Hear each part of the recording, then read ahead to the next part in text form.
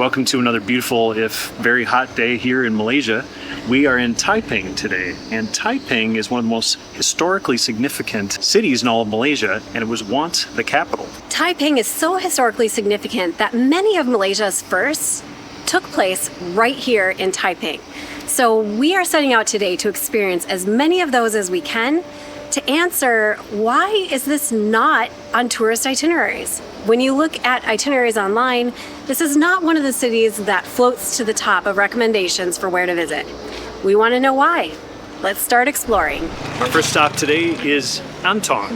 Antong is Malaysia's oldest coffee mill, and I wish it was smell tube because it smells amazing standing in front of the coffee mill. Not only is this the home of Malaysia's oldest coffee mill, but there's also a historically significant house here that you can see right behind me. That was the home of a mistress of a politician who lived in China.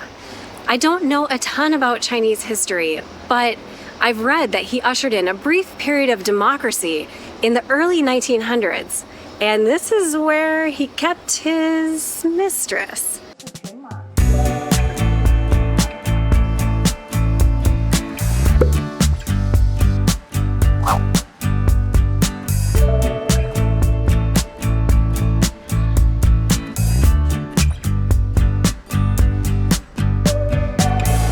This is inside the yellow building, which has a large front room that currently is an office, and it does have a lot of period pieces in it, which is really cool. A lot of porcelain. I see a coffee maker, but my favorite are these doors in the background. They're beautiful. I just taught my 11-year-old niece how to use this kind of phone. Do not know what this is, but it looks really cool. Apparently, this wasn't quite the home of his mistress. It actually was his common-law wife. They had been together for a really long time. She took care of him. So just stating it for the record, since I said it incorrectly earlier, there's a little newspaper article inside that corrected me.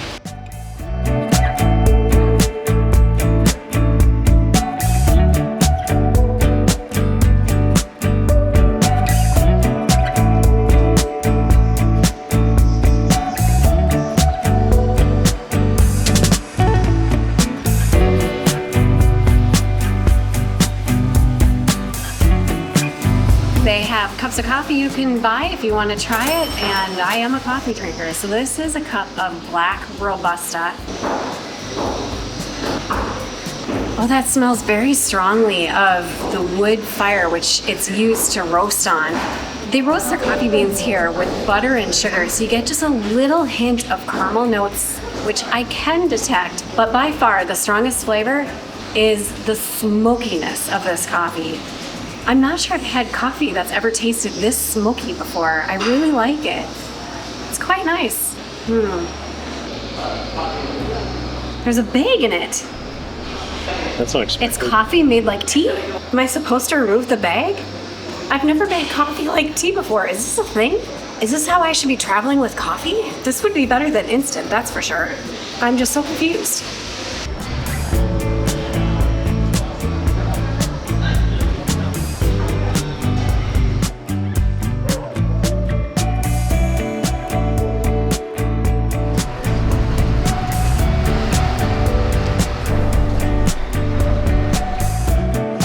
Taiping is also home to Malaysia's very first railway station, which is not this building. That building was dismantled and the tracks were dismantled and replaced by this one in the late 1890s. It's still standing today, but it's a home to a number of restaurants and a gallery we're not able to get into. Still, it's a really cool stop on our day of firsts for Malaysia.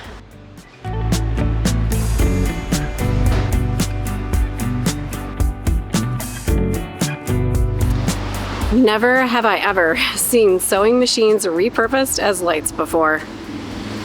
That is so dang creative. The tables are also bottoms of sewing machines, which I've seen before, but the lights, never.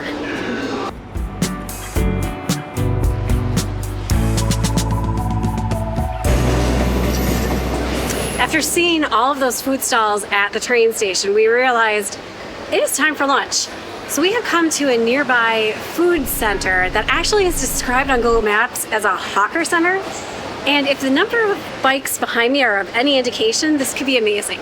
We are in search of fried kway teow, which we've not had yet in Malaysia, but it's a very popular dish. So we figure if there's somewhere to find it, it's gonna be here.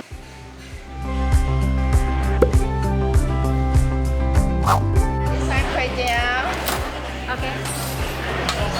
This one chicken soup. Oh, nice. We had a recommendation to try kway teow, and actually our Grab driver suggested a specific booth here in the food center. Not knowing what to expect, we showed up and we actually got a soup. It looks delicious. It's a very fragrant broth. In addition to the noodles and the chicken, we've got green onion and bean sprouts all mixed in. It looks great.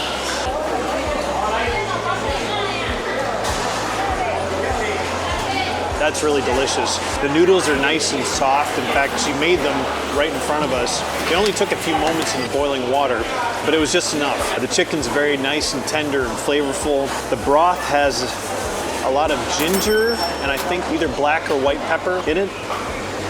Very fragrant and flavorful. It's delicious.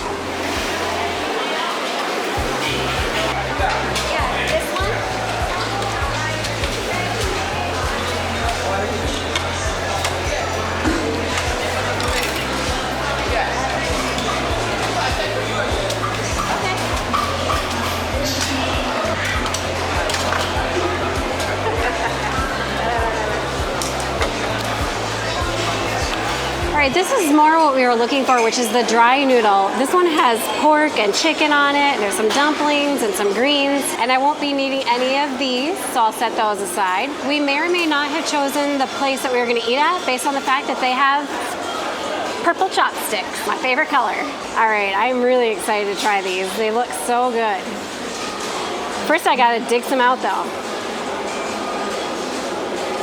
Yeah.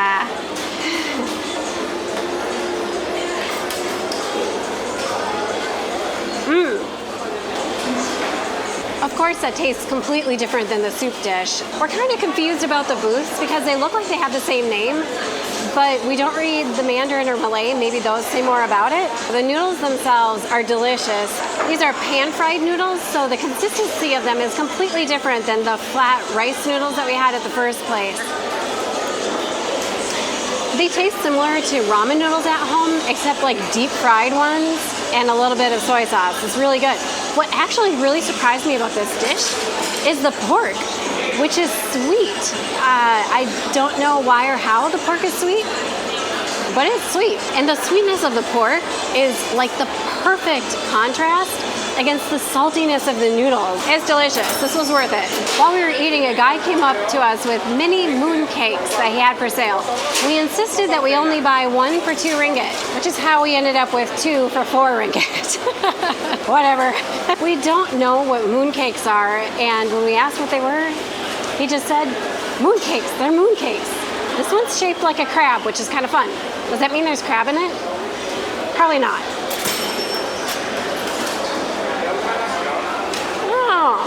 So I think these are filled with bee paste. It's kind of a nice treat. It's really filling, and I'm glad we did this at the end of the meal because it's kind of a little bit sweet like a dessert.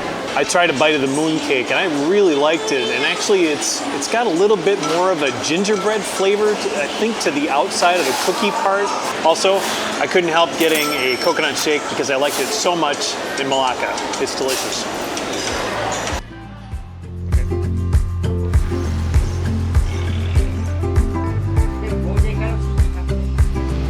Behind me is the Malay Mosque. This is the oldest mosque in Taiping. It's not the oldest in Malaysia, but we're walking right by it, and it is the oldest in Taiping, so we wanted to include it. We're not going to go in today because I'm not dressed appropriately, and honestly, I am not accustomed to wearing that many clothes in this heat. I look a little bit different, and don't think I could handle it. So we're just going to look at it from the outside. Hello! Behind me is Sri Mariamman temple. This is a Hindu temple, and we are just passing by it. It's actually closed right now, as you can see the gates behind me. This is a Hindu temple still used for worship today. It dates back to 1879. but I can't find any record of it being like the oldest in Taiping or anything like that. Which kind of surprises me because most of the buildings that we're passing today are from the 1890s or the early 1900s. What I really like about this temple is that it shows the passage of time.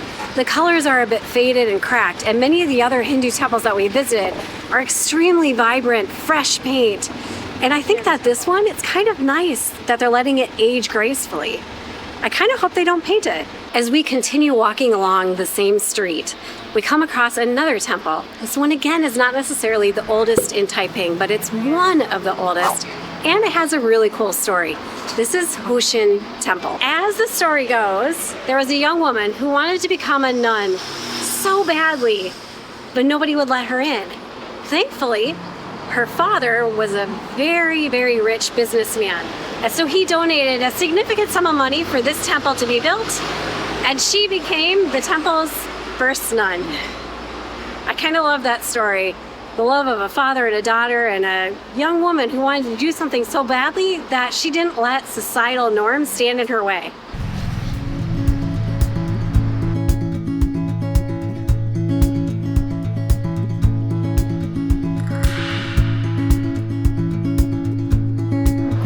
Okay, that was really cool. That was really special. We were just filming the outside of it and the temple was closed, but I could see some people on the other side, and one of the women went ahead and let us in. It's not normally open, so we were able to film a little bit on the inside, chatted with them for a while. It was only females that I saw, which was amazing. I loved it. This was really a special stop for us today. Locally here, there's a huge amount of mining business, specifically tin. And a significant number of the workers are from China's Fujian province. A little over 100 years ago, that group of people needed a group to advocate for them, and so they started the Hokkien Association. That building is behind me. It was built in 1928. The original plan was to do these buildings in the opposite order that you've just seen them. But unfortunately, we got hungry. So if you're watching this, the route we'd recommend is from the train station, then pick up the temples that we've just done along the street and do them in the opposite order that we visited them, and it'll make much more sense for you. We're having to backtrack about 10 minutes on a super hot day to get to the clock tower, which is our next destination. And then we still have some more historical sites to see before we make it to a museum, which please, please, please better be air conditioned.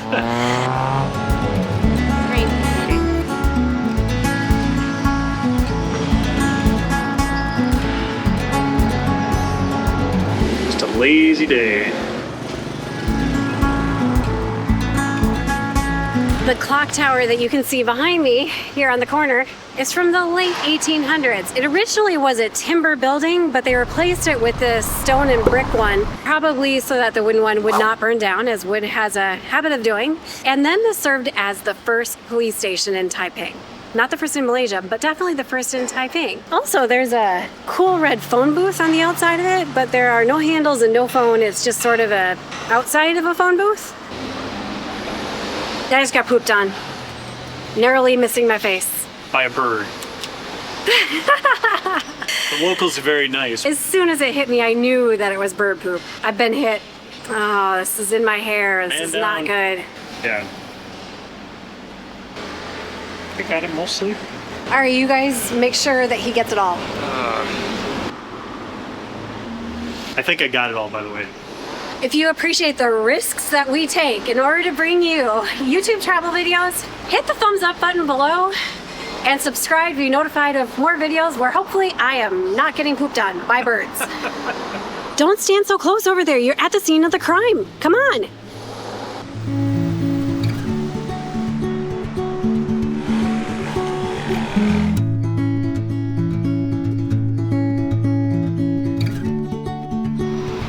No, we are not at another railway station.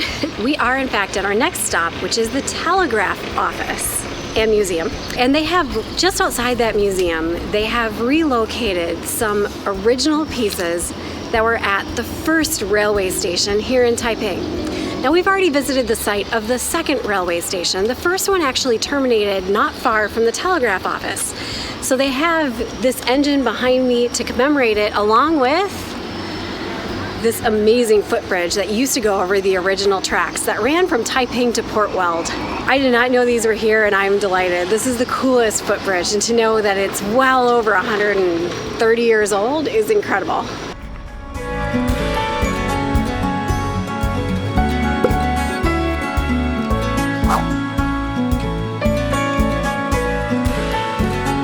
I've never seen a picture of Mr. Morse. Look at him. He's right here.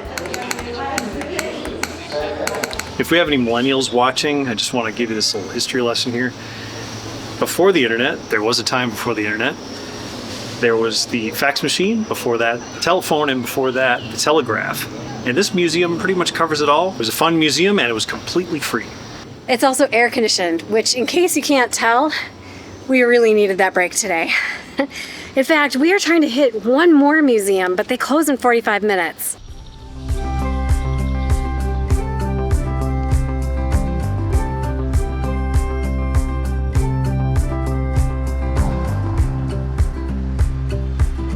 This town is full of just fantastic old colonial buildings.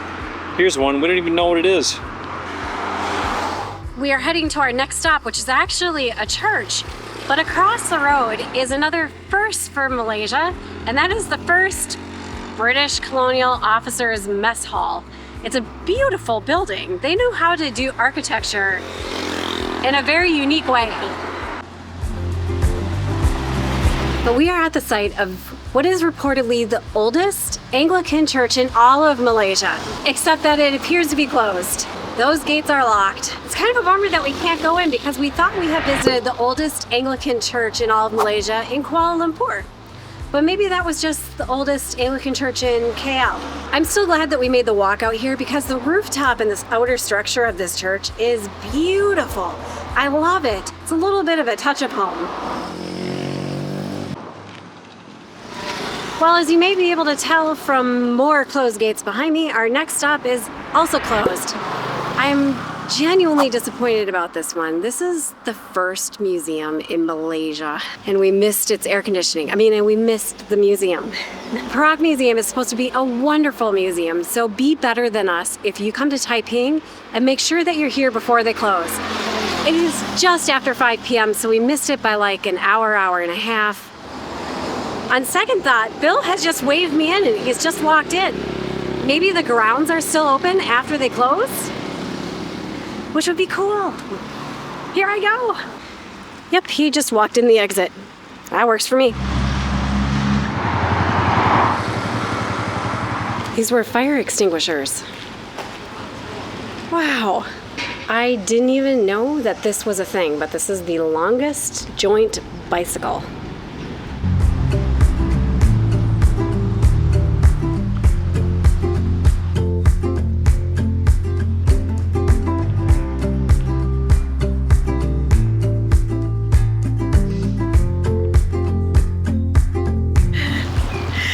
Here's the building from the other side of the gate, which now we are walking through again.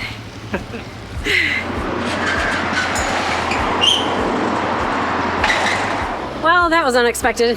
That was fun. File that under ask for forgiveness later. How hot is it? Oh my gosh, is my face that red? Yeah. It is really hot. Do not adjust your dial. I just found out that my face really is this beet red. I'm not sunburned. It's just that hot today. It's like 100 degrees outside and like 100% humidity and 100% dew point and 100% all the things. It's 100% hot.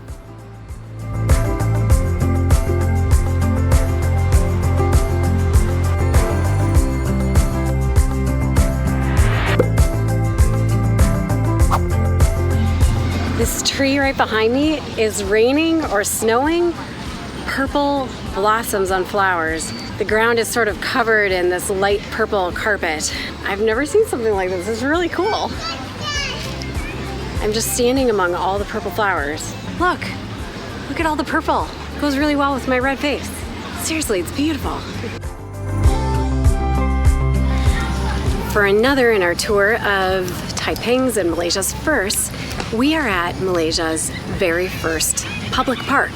It's a huge park with so many things to do. And it is a Saturday evening and there are so many people here. It really is a lot of fun. I'm so glad we're here on a weekend and not a weekday. That way we can see it with so many people out and about.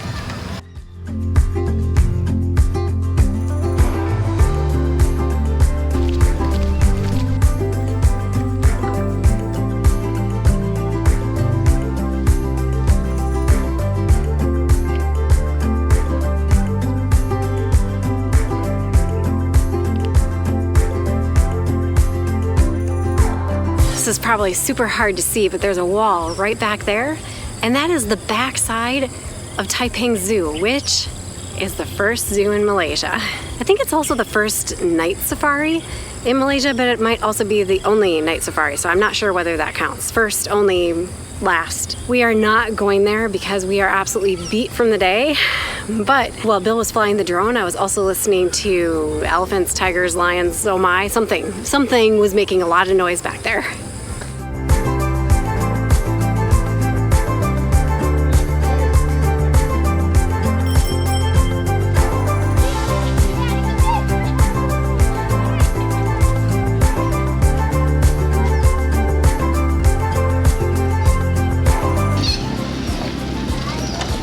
Gotta give props to Malaysia for not mowing over this tree and just making it part of the landscape.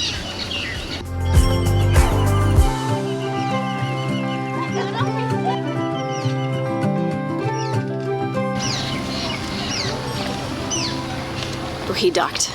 Should you visit Taiping?